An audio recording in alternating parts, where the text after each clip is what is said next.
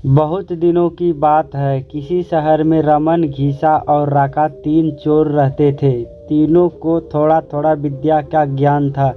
तीनों चोर को विद्या का ज्ञान प्राप्त होने का कारण बहुत घमंड था। विद्या द्वारा तीनों चोर शहर में बड़े बड़े लोहे की तिजोरियों को तोड़ देते थे और बैंकों को लूट लिया करते थे। इस तरह तीनों चोर ने शहर के लोगों को नाक में दम कर रखा था। एक बार तीनों चोर ने एक बड़े बैंक को डकैती करके सारा माल उड़ा दिया।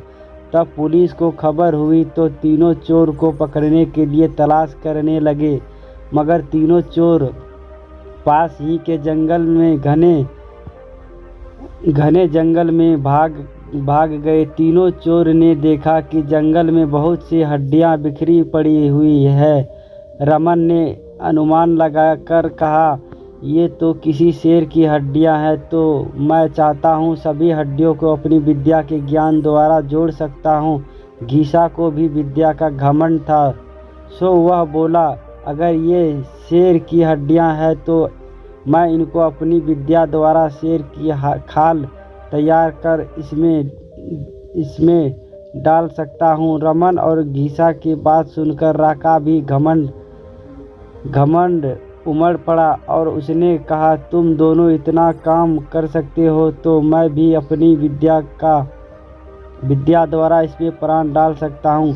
तीनों चोर अपनी विद्या का प्रयोग करने लगे। कुछ देर बाद रमन ने सारी हड्डियों को जोड़ दिया और घीसा ने शेर की हूबहू जान डाल दी। थोड़ी देर तीनों चोर सामने एक जीवित भयंकर शेर को देखकर थर-थर कांपने लगे, मगर शेर के पेट में तो एक दाना नहीं था। वह भूख के मारे गजराता हुआ तीनों चोरों पर हमला कर बैठा और मारकर खा गया। शेर मस्त होकर घने जंगल की ओर चल दिया। कहानी से शिक्षा दोस्त, इस कहानी से हमें यह शिक्षा मिलती है कि कभी घमंड नहीं करना चाहिए। घमंडी को हमेशा दुख का ही सामना करना पड़ता है। यदि तीनों चोर अपनी विद्या का घमंड ना करते तो इन्हें जान के हाथ ना धोने पड़ते। हमें अपनी विद्या का प्रयोग सोच समझ कर करना चाहिए।